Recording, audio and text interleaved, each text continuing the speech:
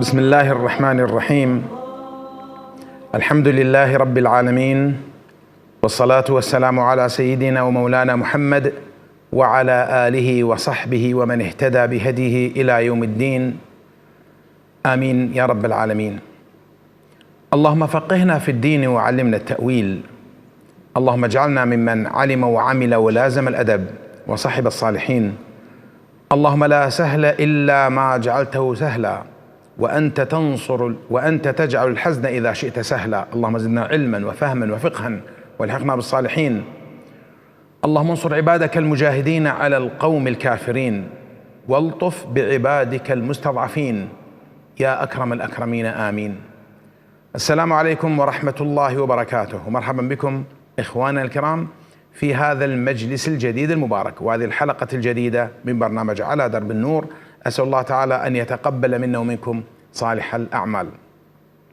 كعادتنا في حلقة يوم الجمعة نستقبل أسئلتكم على أرقام الهواتف التي ترونها على الشاشة أمامكم على الهواء مباشرة، كذلك من خلال تعليقاتكم التي ترسلونها على صفحة قناة الفلوجة الفضائية في منصة الفيسبوك التي يبث فيها برنامجنا الآن بثا مباشرا، ونبدأ على بركة الله تعالى ونستمد منه العون.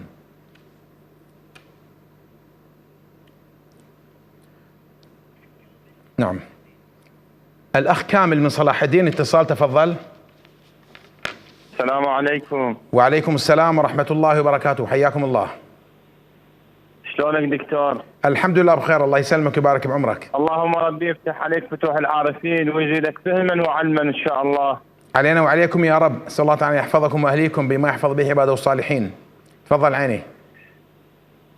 دكتور انا عندي والدتي زين. توفى ابويا بال 2008، ما لزمت عده عليه. طيب. والسؤال الثاني، طيب ليش ما لزمت عده؟ يعني ما كانت تدري ان العده واجبه عليها لو ما يعرفون؟ لا، قبل امي ما يعرفون العده. طيب. نعم. وعندي بنات اثنين، يعني مرات اخت عليهم ما يصطنن الا اختهم يا ما يصطنن. طيب. اي نعم. ايش قد عمرهن بناتك؟ 8 و12. 8 12. طيب، الله يحفظهن. ممنون، بارك الله فيك. المنة لله، حياك الله. بالنسبة للسؤال الأول، توفي أبوه ولم تعتد أمه، السبب هو الأمية والجهل، لم تكن تعرف بوجود العدة. ليست آثمة، بما أنها لا تعلم ليست آثمة، تعذر بالجهالة، تعذر بالجهل. نعم. هل عليها الآن عدة أو كفارة عن العدة؟ ليس عليها لا عدة ولا كفارة. العدة لا تقضى ولا تؤجل. العدة تبدأ بيوم وفاة الزوج أو الطلاق وتنتهي بنهايتها. بالنسبة لعدة الوفاة 4 أشهر و10 أيام، وهي مؤقتة بالزمن. عدة المطلقة إذا كانت المطلقة من ذوات الأعذار، يعني من ذوات الحيض، فعدتها 3 حيضات أو 3 أطهار. وإذا لم تكن من ذوات الحيض، معرة كبيرة، فعدتها 3 أشهر. وإذا كانت حاملا فعدتها بوضع حملها. حتى المعتدة من وفاة إذا كانت حاملا عدتها تنتهي بوضع الحمل. لا يمكن التأجيل. بعض النساء شو يسوون؟ يقول لك يلا أول أيام الفاتحة تجينا نسوان خلي ما أعتد، بعدين عدنا ناخذ 3 أيام زيادة، عود ورا ما تنتهي 4 أشهر 10 أيام. ماكو هذا المنطق. حتى إذا ما اعتديت أول 3 أيام راحا، الباقي ايش قد؟ 4 أشهر و7 أيام، خلاص لا تزيدي عليها في النهاية. العدة لا تقضى. بالنسبة لوالدتك، طبعا اللي لم تعتد وهي تعلم أنها واجبة أثمت، وهي من الذنوب التي لا تمحى بالكفارة، عليها أن تستغفر الله وتتوب إليه ولا تقضي. أما إذا لم تكن تدري أنها واجبة ليس عليها أثم. عموما راحت العدة وما واجب عليها تقضيها. عدي من الأنبار اتصال آخر، تفضل. السلام عليكم. وعليكم السلام ورحمة الله وبركاته. كيف حالك شيخ؟ أخبارك؟ الحمد لله بخير، الله يحفظكم. الله يبارك فيك ويسعدك. شيخ سؤال الله يحفظكم. تفضل عيني. جزاك فضلك. شيخ، زوجتي العبد لله هاني تصلي بعد كل صلاة مكتوبة ومفروضة، تصلي صلاة شكر، صار 10 سنوات. نعم. فيا شيخ الله يحفظك تقول اللهم يعني اكتبها لي عندك واحفظها وتدعي الله سبحانه وتعالى بالشكر والهذا. هل هذا يجوز شرعا؟ تصلي صلاة الشكر بعد كل صلاة؟ نعم. نعم شيخ. تصلي صلاة شكر بعد كل صلاة زوجتك؟ نعم نعم نعم. زين. طيب. وحبيت تفسر هل يجوز هذا بعد كل يعني زين. هي يعني هل هنالك نعمة تأتيها وتسجد سجد الشكر أم بدون نعمة؟ أو لنعمة مستمرة مثل نعمة العافية ونعمة الرزق ونعمة. تشكر الله دائما على كل حال، يعني سواء طيب. النعمة موجودة أو غير موجودة هي دائما تشكر الله سبحانه وتعالى. طيب. نعم. سؤال واضح. عندك سؤال آخر؟ سلامتك شيخ الله يبارك فيك. يسلمك عيني يبارك فيك، حياك الله. أم عمار من الموصل، تفضلي أختي. أم عمار معنا من انقطاع مع الأسف. طيب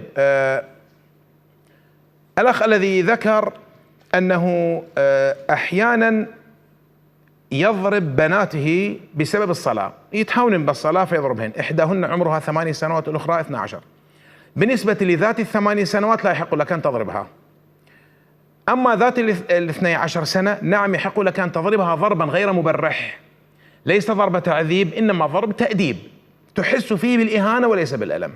زين. لا يجوز لك أن تضرب بنتا أو ابنا دون سن 10.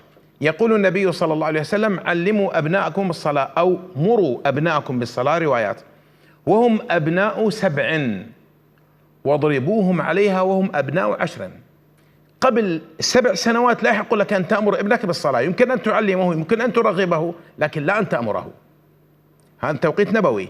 7 سنوات لا تؤمره، وإذا ما صلى يعني الذكر دائما وممكن توبخه بدون ضرب. إذا ما أمرت تكون أنت آثما. فإذا بلغ 10 سنوات وهو لا يصلي ويتماهل في الصلاة يحق لك الضرب، لكن كما قلت أولا لا تضرب قبل هذا الموعد، قبل 10 سنوات. ثانيا يكون ضرب تأديب وليس ضرب تعذيب. ثالثا تكون البنت أخف ضربا من الابن، لقوله صلى الله عليه وسلم رفقا بالقوارير، فيترفق مع النساء أكثر من الرجال. فالبنت يعني لا تضربها ضرب تعذيب، ضرب تأديب تحس فيه بالإهانة أكثر من الألم، لأنها المطلوب تأديبها يعني لتعلم بأنها على خطأ. أما ذات ال8 لا يحق لك أن تضربها. نعم. الأخ زكريا من ديالى، تفضل. السلام عليكم. وعليكم السلام ورحمة الله وبركاته. عندي 3 أسئلة إن شاء الله، 3 أسئلة. تفضل عيني. السؤال الأول، عندنا شخص يعني سرق وكل شيء يعني سوى بدنياته ومات بمكة مكرمة، يقول الله يغفر ذنوبه. مات وين؟ يعني بالعمرة، هو مات هناك. مات بالعمرة. طيب. سرق من عندنا يعني كل شيء سرق. يقول مات بالعمرة، يقول يعني راح كلها تروح ذنوبه بالعمرة. مات بالعمرة. هو كان سارق. يسرق كل شيء يسوي كان. زين. يقول يعني يروح العمرة كل شيء يروح، قلت له كلها تروح العمرة. زين. أسألك سؤال، المال اللي راح بيه للعمرة مال حلال ولا مال حرام؟ لا من راتبه راح. من راتبه. زين. عندك سؤال آخر؟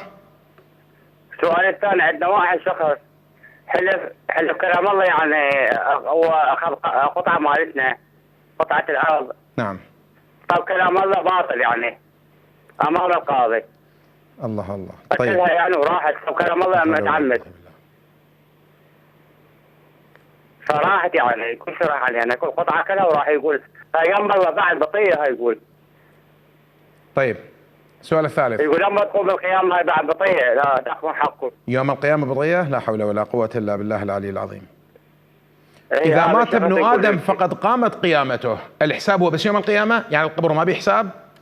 اكو ناس ترى يموت هو يعني ويدخل النار هو بعد مشيول على الاكتاف، بعد ما يتغسل هو رايح، يعني نسأل الله السلامة. طيب. نعم. اكو ناس ترى حتى قبل ما ينزل القبر، اكو ناس اثناء ما هو محمول على الاكتاف ودخل في الحساب. يا رب لطفك. عندك سؤال اخر؟ نعم. تفضل اخي، عندك سؤال اخر؟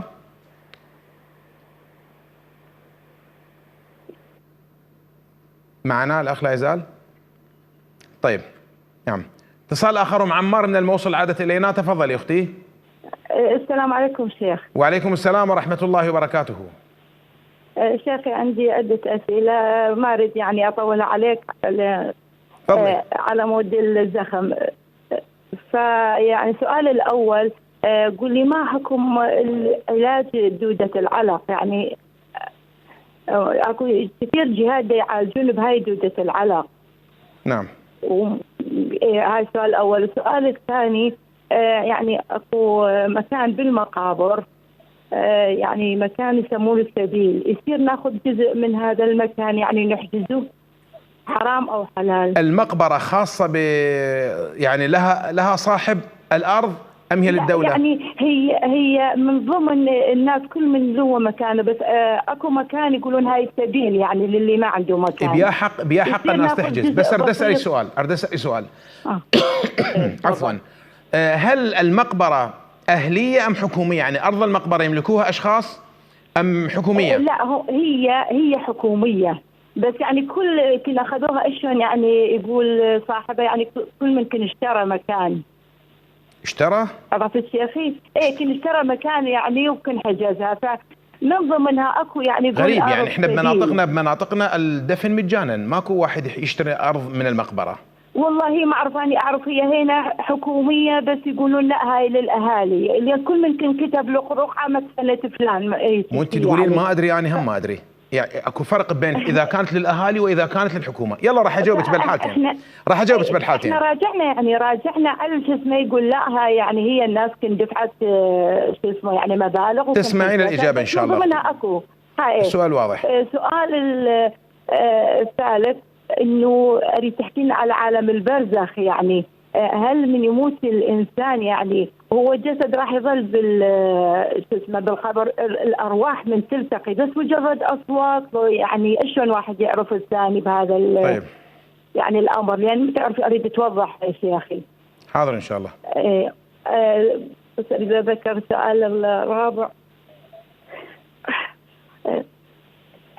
والله نسيت السؤال الرابع يعني، بس اريد تدعي لي بظهر الغيب، انا من اهل الابتلاءات ومكفوفه ومن اهل الامراض. سبحان الله. اسال الله تعالى لك العافيه والسلامه وان يعوضك خيرا.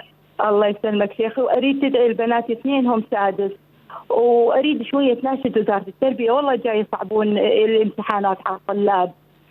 تمام ان شاء الله. عندي بنات اثنين سادس، اتمنى يعني مو بس اللي والله الامه محمد ان شاء الله، يعني الله يسهل ان شاء الله باذن الله. نسأل الله تعالى أن يعوضك خيرا وأن ييسر امتحانات بناتك وطلابنا جميعا يا رب. نعم. تفضل أبو إحسان. وأخي المخرج بعد هذا الاتصال وقف الاتصالات. نعم أبو إحسان من بغداد، تفضل. هلا بالشيخ، شلونك؟ هلا عيني، حياك الله. الله يبارك فيك. فيكم بارك الله وحفظكم. تفضل. ماخذ على لساني ظل استغفر للمؤمنين والمؤمنات وتارك الاستغفار الي النفسي. انت هم مؤمن ان شاء الله، فانت مشمول حتى اذا ما تستغفر لنفسك. انت لما تقول اللهم اغفر للمؤمنين والمؤمنات او استغفر الله للمؤمنين والمؤمنات، فانت مشمول. ذكرت نفسك ولا ما ذكرت؟ ما حاجه تقول استغفر الله لي، لنفترض ما تريد تستغفر للمؤمنات، بس تقول استغفر الله، انت ما مشمول. مو انت المستغفر، انت المستغفر، فانت مشمول. ثم انت مؤمن يا ابن عمي، انت مؤمن، انت حالك حالهم، مشمول وياهم. ما حاجه تقول لي وللمؤمنين. سؤال ثاني. نعم. دائما اكرر هاي الامور، اقرا سوره الفاتحه ومعها 3 مرات الاخلاص واهديه للموت دائما. طيب. وتارك نفسي، هل يجوز؟ عندك سؤال اخر؟ لا جزاك الله خير. حياك الله عيني. نجيب على الاسئله التي وردتنا. الاخ الذي ذكر بان زوجته تصلي صلاه الشكر بعد كل صلاه، هذا الامر لا اصل له، لا صلاة شكر ولا حتى سجدة شكر، إلا في حالتين. الحالة الأولى حدوث نعمة، والحالة الثانية اندفاع نقمة.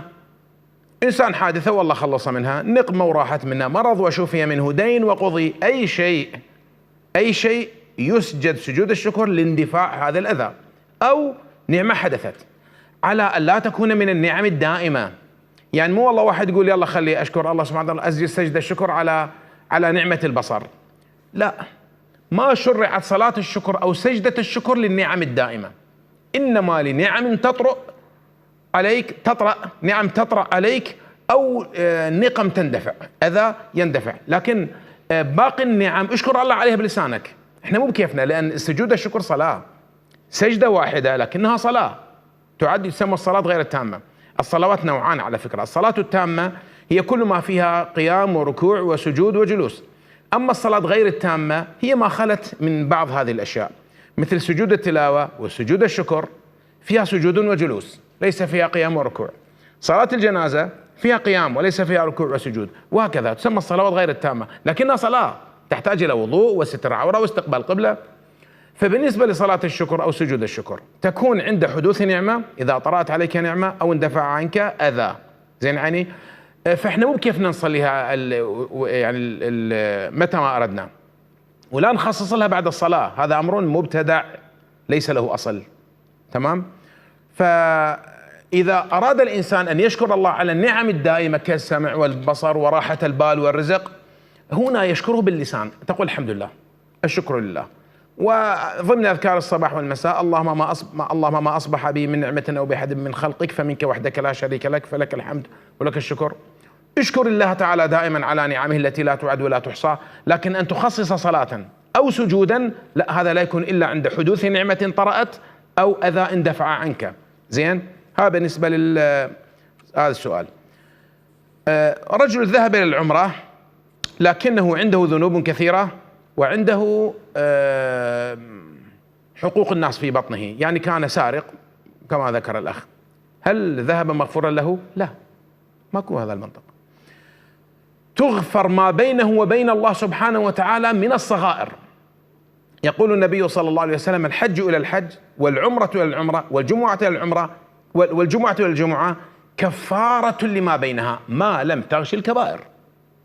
إذا عندك كبائر تاب عنها غفرت، الكبائر التي بينه وبين الله، الصغائر جميعا غفرت، تبقى حقوق الناس ما تغفر.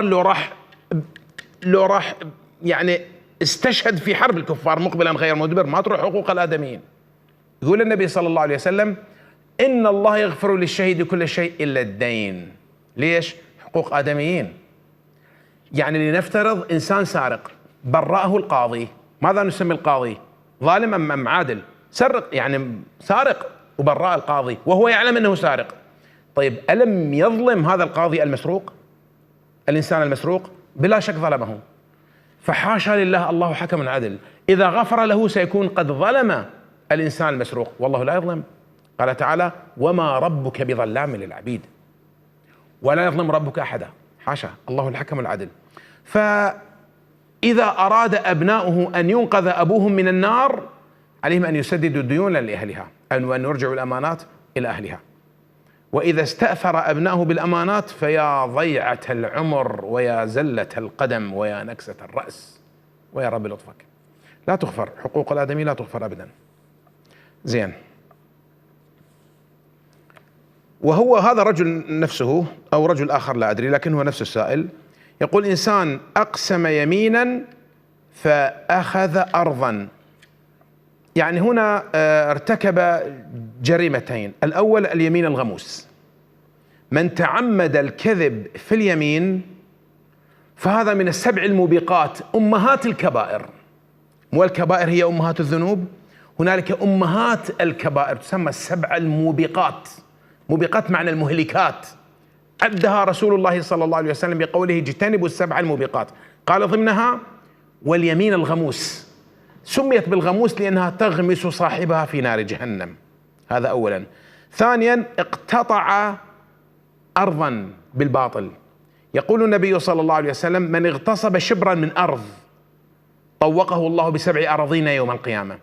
تيجي ملائكة تجر رقبته إلى أن تصير بسمك الأرض. ايش قد سمكها الأرض وما تنزل لوين؟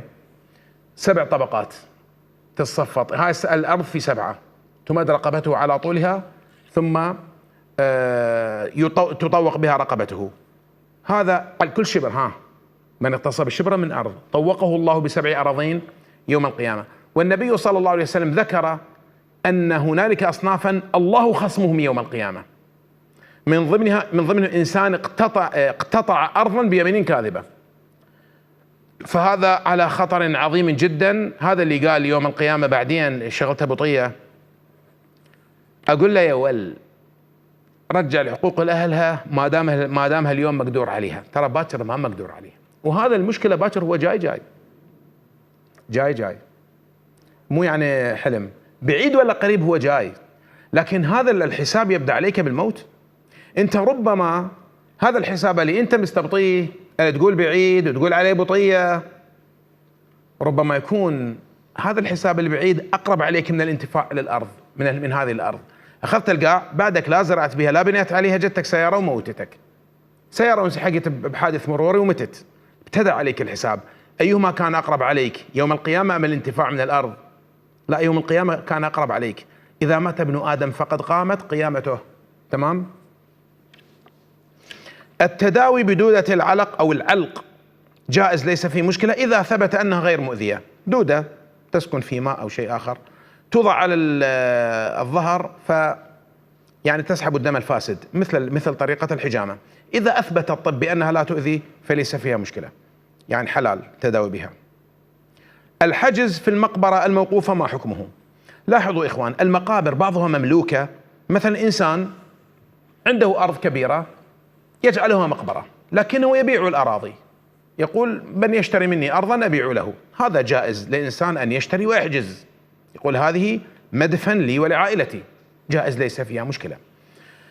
أما إذا كانت مسبلة، سواء أسبلتها الدولة، مسبلة يعني مجعولة سبيل، سواء أسبلتها الدولة أو إنسان قال هذه سبيل لمن يدفن بها، هنا لا يحق لأحد أن يحجز إلا بإذن المسبل، يعني الدولة أو الشخص. إما يروح على الدولة يقولها أريد هاي القطعة، يروح على الدائرة المعنية، شوف المن تابع المقبرة غير إما للأوقاف أو لغيرها، يقول هذه المقبرة موقوفة يعني جاء مجعولة سبيل، أريد هاي القطعة منها. فإما أن تأذن الدولة أو يأذن الواقف، الشخص المسبل اللي قال هاي سبيل، يعني فإما واحد من هاتين الطريقتين، سواء حجز بالمال أو حجز مجانا.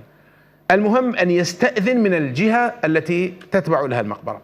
أما إنسان يجي الحالة بدون إذن، مقبرة ما الدولة، يجي يطوقها، إما يخلي حجر أو يخلي أسلاك شائكة أو شيء آخر ويقول هاي محجوزة، يحرم أبدا. وهذه تعد أرضا مغصوبة، تعد أرضا مغصوبة، لا يجوز. ممكن أن يلتمس التماس من الناس، مثلا دفن أبوه وقال الله يخليكم، إجا واحد راد يدفن يم أبوه، يقول أبو رخصتك والله مديان ندفن هنا، أو والدتي أو أخوتي.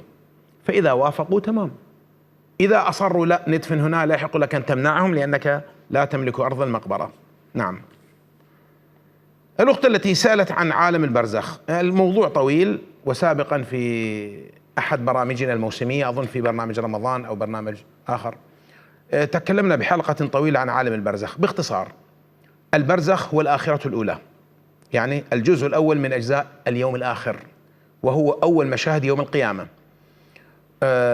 البرزخ النعيم والعذاب، طبعا هو إما روضة من رياض الجنة وحفرة من حفر النار. البرزخ في اللغة العربية هو حد فاصل بين الشيئين، فلأنه حياة القبر وهي زيارة مؤقتة. قال تعالى ألهاكم التكاثر حتى زرتم المقابر، الخطاب للأموات، زرتم المقابر، لأنها ليست سكنا إنما زيارة، لأنها يعقبها بعد ذلك يوم القيامة والمحشر، ثم فريق في الجنة وفريق في السعير. إذن هو بين عالم المشاهدة، عالم الدنيا، وبين الحياة الأخروية الدائمة التي هي ستكون بعد ذلك أبدية. إذا كانت في الجنة أو في النار هي أبدية خلود. القبر هو حياة برزخية مؤقتة، وهي مصغرة عن الآخرة، لأن هي أيضا إما روضة من رياض الجنة أو حفرة من حفر النار. أما المعذب فهو منشغل، لا يلتقي بأحد، منشغل بعذابه لا يلتقي بأحد. تمام؟ هذا بالنسبة للمعذب. أما الذي ينجو، أسأل الله أن يجعلنا منهم، نعم يلتقي بالأموات الذين قبله. هل فقط الأرواح؟ وهل فقط سماع صوت كما ذكرت الأخت السائلة؟ لا، يكون بالأرواح والأجساد. لكن هل هو نفس هذا الجسد؟ بعض الناس تستفسر وتقول عندما أحيانا تنبش مقابر أو تحول مقابر نجد عظاما فقط، أين النعيم وأين العذاب؟ أين اشتبكت أضلاعه حتى تختلف؟ وأين؟ الجواب هذا الجسد ينتهي دوره بالموت، أجسادنا ينتهي دورها بالموت، تصير ترابا، إلا من شاء الله ألا يصير هذا الجسد ترابا. فلهذا أقول اهتم بعملك أكثر من جسدك. جسدك ينتهي، جسدك قالب للروح، الأصل الروح. اهتم بنقاء ونظافة وأسباب سلامة الروح أكثر من الجسد. الجسد قالب ينتهي دوره بالموت، ثم تتقولب الروح بجسد جديد. النبي صلى الله عليه وسلم ذكر بأنه بالنسبة لأهل الجنة أشكالهم كذا، طولهم كذا، غير هذا الجسد. ثم النبي صلى الله عليه وسلم بين بأنه يوم القيامة تخلق لنا أجساد جديدة تنبتون كما تنبت البقل، كما ينبت البقل. إذن هنالك أجساد جديدة، فأجسادنا التي تنبت من جديد غير هذا الجسد، وأجسادنا التي نكون فيها في الجنة غير هذا الجسد. حتى الذين يكونون في النار غلظ جلودهم مسيرة 3 أيام ينتفخون حتى يصير الجسم بكذا. إذن هنالك أجسام أخرى مختصة بالجنة، مختصة بالنار، لكن الروح واحدة. الروح واحدة. كذلك الذي في القبر كما تشير إليه ظواهر النصوص أو مقتضيات النصوص، ليس هذا الجسد، إنما يكون هذا الجسد قد يكون يشبهه تماما. هل يلتقي الإنسان بمن قبله؟ نعم. النبي صلى الله عليه وسلم بيّن بأن الإنسان بعد أن يتم الحساب إذا كان ناجيا يلتقي بالأرواح الناجية في عالم غير عالمنا تماما. كيف يكون؟ أحيانا بعض الصور تصور إنسان في حفرة داخل الأرض ويحيط به كأنما غرفة من تراب. لا يا أخي، لا يمد لحده بساطا أخضر على مد بصره، أو في جنة عموما في نعيم يلتقي بالناجين روحا وجسدا، روحا وجسدا. هذا الذي نقول فيه أنه جسد جديد، لأنه في عالم آخر. لأننا لو حفرنا القبر نجد الجسد، لكن لا نجد الروح. الروح تقولبت في جسد آخر ثم التقى بالناجين.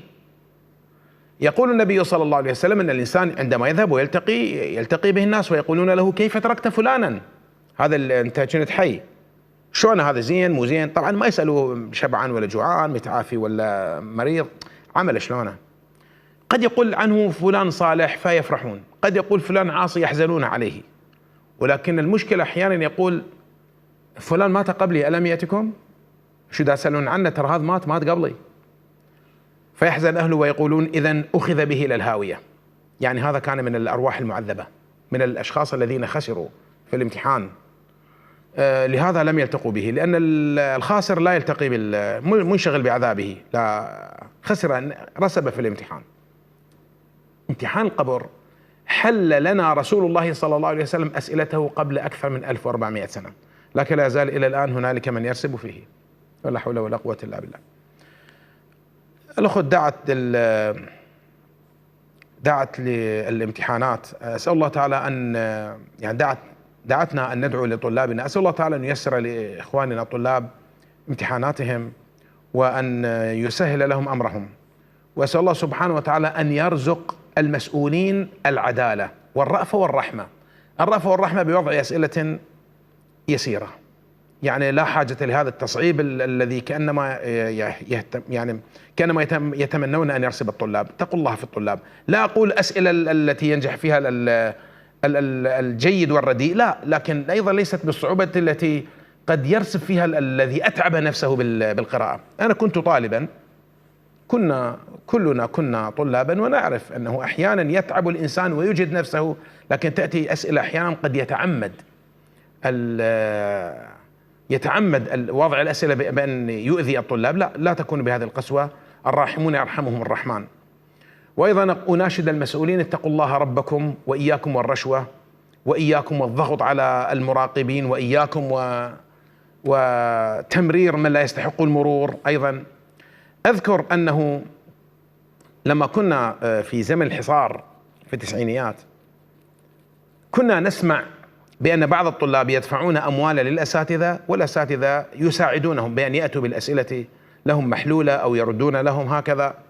وكنا نقول هذا فساد إداري، حتى رأينا زمنا تؤتى بالأسئلة كاملة للطالب ثم يكتبها الطالب، ثم صار بعض الطلاب لا يجيدون الكتابة حتى لو جاءت الأسئلة محلولة، فيؤخذ دفترهم ويعطون دفترا فيه الأسئلة محلولة جاهزة، هو لم يكتبها أصلا، لم يكتبها لأنه ما كان يحضر. عنده مسؤولون أقارب في الأحزاب أو دفع أموال للأحزاب ثم جاءه الدفتر محلولا. هذا أتعس من الفساد الإداري، هذا أتعس، هذا تهديم للبلد. مثل هذا الإنسان سيأخذ درجة عالية ويذهب إلى كلية الطب ويعالج الناس. جعلتم الأرواح بين يديه قبحكم الله. وليس هذا فقط، بعض الطلاب تكاسل حتى من الذهاب إلى الامتحان. هم الأساتذة يكتبون له، يضعون دفترا يكتبون عليه اسمه ويكتبون ويعطونه الدرجة العالية. ثم نسأل بعد ذلك لماذا تدمر البلد؟ التعليم والقضاء، إذا لم ينصلح فالبلد إلى فناء. هذان أمران. أسأل الله تعالى أن ييسر لطلابنا النجاح. الأخ الذي ذكر، هذا آخر سؤال، افتح باب الاتصالات أخي المخرج. بالنسبة لإهداء الفاتحة والإخلاص، يقول أنا أهدي دائما الفاتحة والإخلاص وأترك نفسي. قبل قليل قال أستغفر للمؤمنين وأترك نفسي. أخي أنت لا تترك نفسك. الله سبحانه وتعالى لا يضيع عمل عامل من ذكر أو أنثى، حاشا.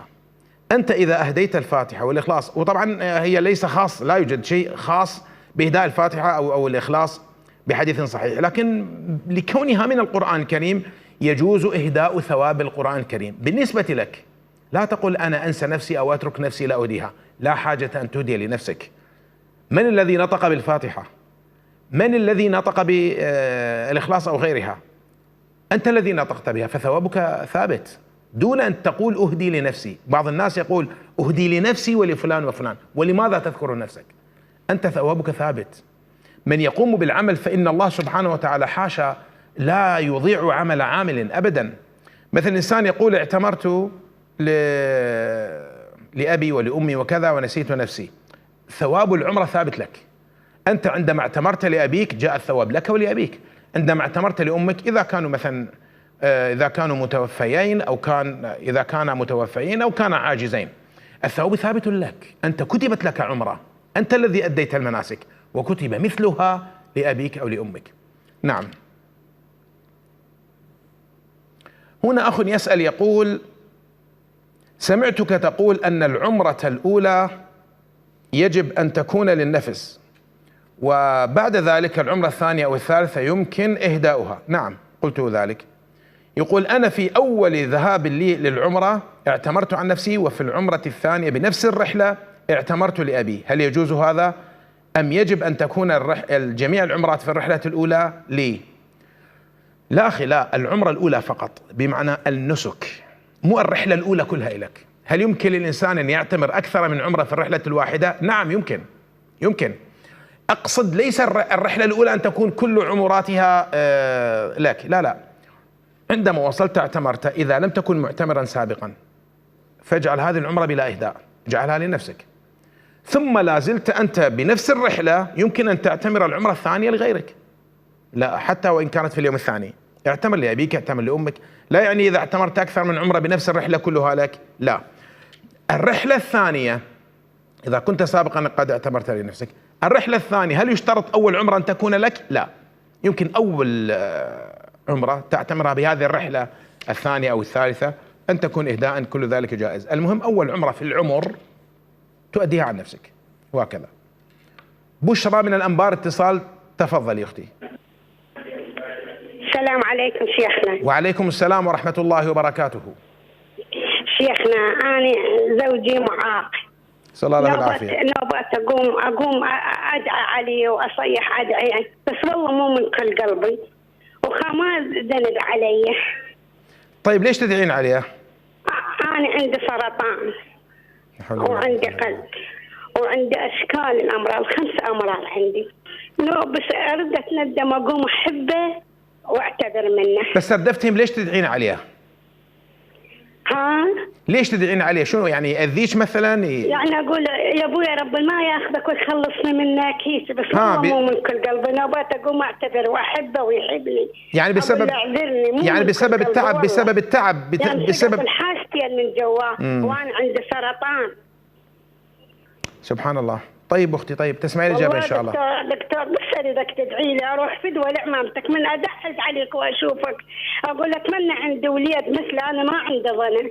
أسأل الله تعالى أن يعوضك خيرا، أسأل الله أن يعوضك خيرا يا رب. أنا عمري 60 سنة دكتور، ما أريد كل شيء بس الدعاء، بس يعني ذنب علي، أحبه وأشيل الحاجتين من الدواء والصوت من عنده واستحملت، وأنا صار لي 27 سنة أنا وياه على الحلوة والمرة، أنا معيشة ما يقدر أشتغل وعايشة. أسأل الله لك العافية يا أمي، أسأل الله لك العافية إن شاء الله. تسمع الإجابة إن شاء الله.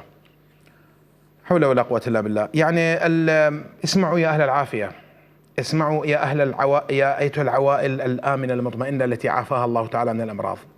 عندها سرطان وعندها قلب وأمراض أخرى، تقول 5 أمراض، وزوجها معاق ومجبرة أن تخدمه وهي تحتاج إلى من يخدمها، وليس عندها أطفال. بلاءات من جميع الجهات، عدم الذرية بلاء، وخاصة في مثل هذا الظرف، وزوجها مبتلى ويحتاج إلى خدمة، وهي مبتلات بهذه الأمراض. أختي، الله تعالى يسامح ما فقد الإنسان طاقته، ويسامح ما بلغ به حد المشقة، خاصة وإنك أن هذا الدعاء لم يظهر من قلب، إنما من ضغوط قد لا يتحمله الإنسان. أنت معذورة إن شاء الله، أنت معذورة إن شاء الله، ليس عليك إثم، خاصة أنت بعد ذلك تعتذرين منه وتقبلينه ويقبلك، ليس عليك شيء إن شاء الله. أم أحمد من الموصل، تفضلي. السلام عليكم يا شيخ. وعليكم السلام ورحمة الله وبركاته. شيخ الله يحفظك، عندي سؤال واحد. تفضلي. مرات بناتي يسألوني ويما يعني على سورة مريم. طيب. يعني على فترة الحمل والولادة. طيب. ايه هو هذا السؤال، يعني تشرح ان هي بس يعني. طيب، عندك سؤال آخر؟ لا شكرا. باختصار، القضية لا أصل لها ولا تحتاج إلى شرح لأنها ليست شرعية. بعض الناس يقول يستحب قراءة سورة مريم للولادة لأجل أن تكون الولادة هادئة أو هينة، ويستحب يعني هذا عند الحمل، وعند الولادة تقرأ حتى يأتي المولود ذكر. كل هذا ليس له أصل في الشريعة الإسلامية. قراءة سورة مريم شأنها شأن باقي سور القرآن الكريم، يستحب قراءتها وشأنها شأن القرآن الكريم الباقي. أما هل لها فضيلة قراءة سورة مريم عليه السلام في عند الحمل أو عند الولادة؟ هذا ليس له أصل، ليس له أصل. نعم. هنا أخ يسأل يقول: هل صحيح أن عمر بن الخطاب رضي الله عنه عزل خالد بن الوليد عن قيادة الجيش؟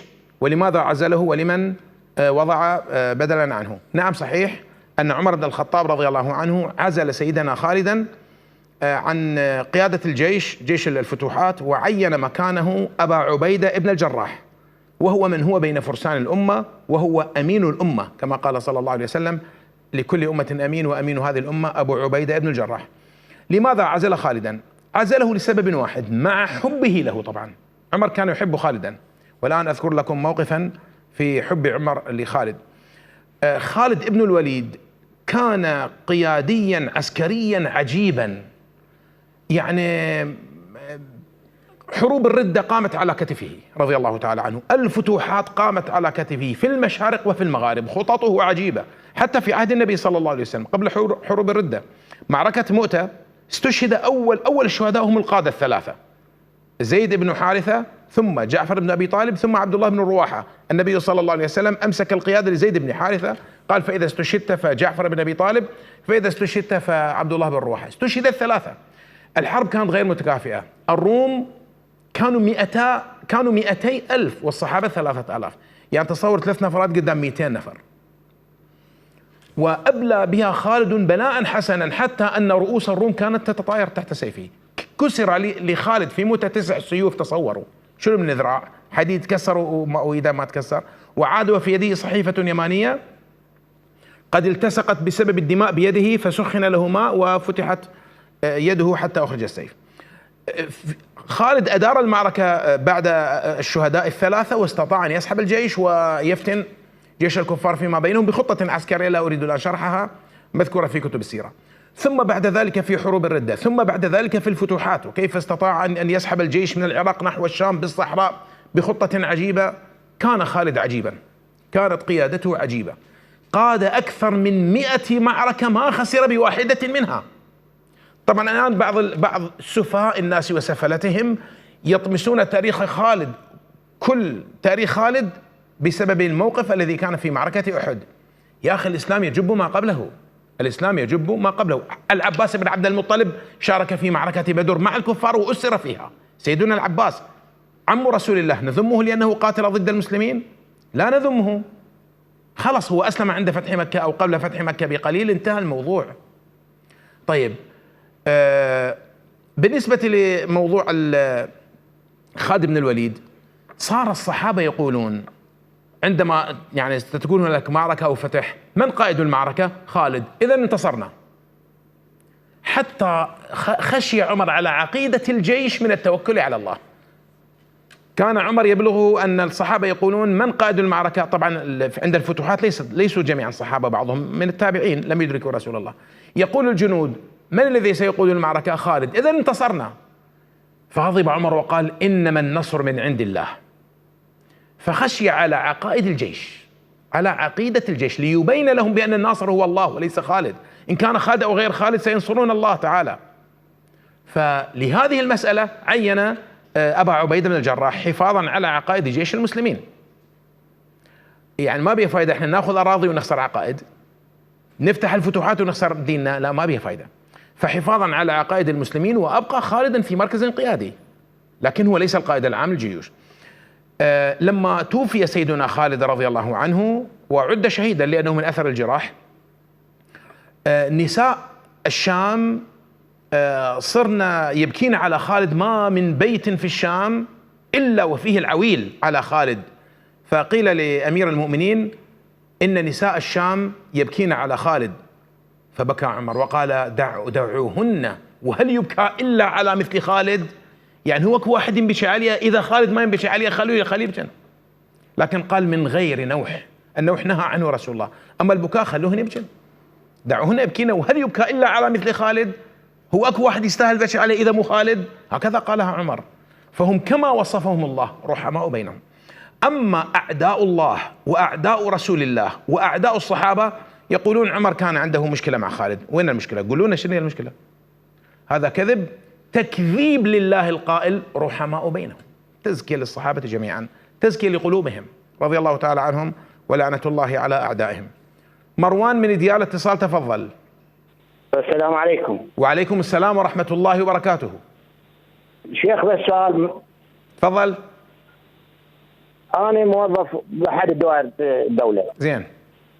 وداوم جمعة، يعني أنا داوم يعني السرايد يوم نوبات جمعة، يوم الجمعة جمعة، والمسؤول مالي المدير مالي هو من غير طائفة، خليك تقول.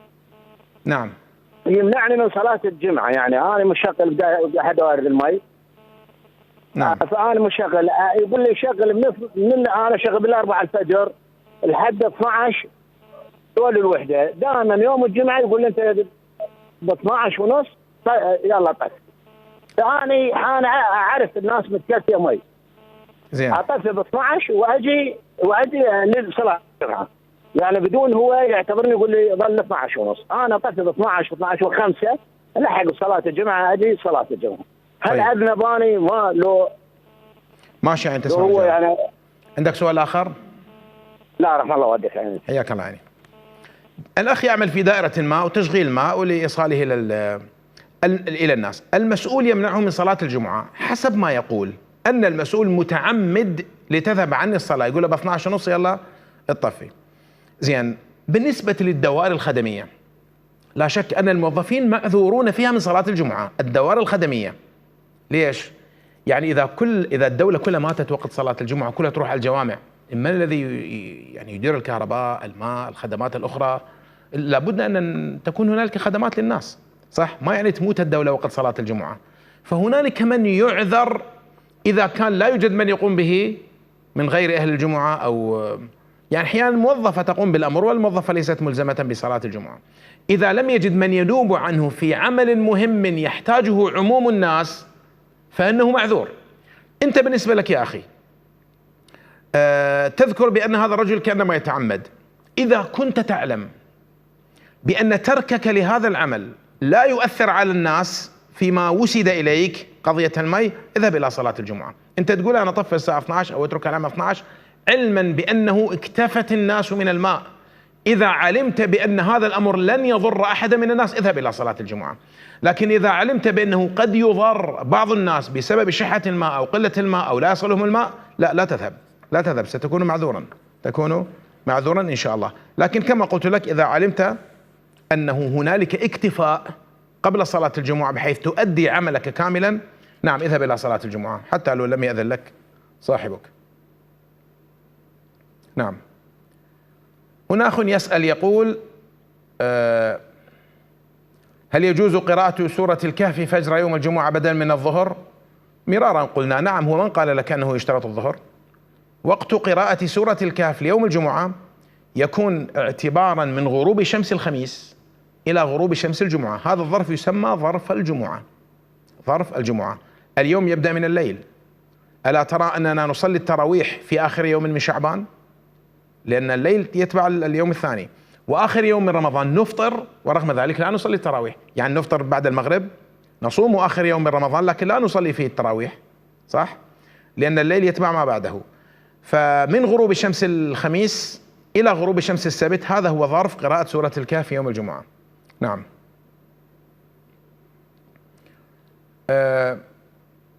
الأخ بارق يقول هل يجوز صلاة سنة الوضوء قبل موعد الأذان بنصف ساعة؟ نعم. بالنسبة لصلاة الوضوء لا علاقة لها بالأوقات، لا علاقة لها بالصلوات. وقت صلاة الوضوء هو وقت استمرار وجود الماء على البدن أو الثوب. ما دام أكو ماء عالق ببدنك أو بثوبك من ماء الوضوء فأنت في ظرف وقت صلاة الوضوء، لا حاجة أن يؤذن. ربما إنسان قاعد بالليل وراد يصلي، خم ينتظر صلاة الفجر؟ لا. أو راد يصلي بعد الظهر، راد يصلي العصر بعد طويل، راد يصلي نوافل، أو الضحى بعد ما أذن الظهر. طبعا يمكن أن يصلي صلاة الوضوء ولا علاقة لها بالفرائض. ما دام الماء على بدنك أو على ثوبك صلي صلاة الوضوء، وهي ركعتان ومن أسباب دخول الجنة. الأخت وفاء من صلاح الدين تفضلي. السلام عليكم. وعليكم السلام ورحمة الله وبركاته. دكتور بدك تدعي لي، أنا ما عندي ظن. أنصحك بالاكثار من الدعاء القرآني. رب لا تذرني فردا وأنت خير الوارثين. وهي من دعوات الأنبياء. رب لا تذرني فردا وأنت خير الوارثين.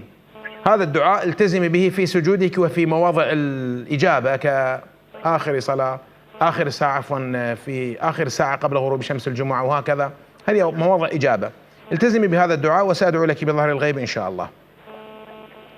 إن شاء الله. أهلا وسهلا.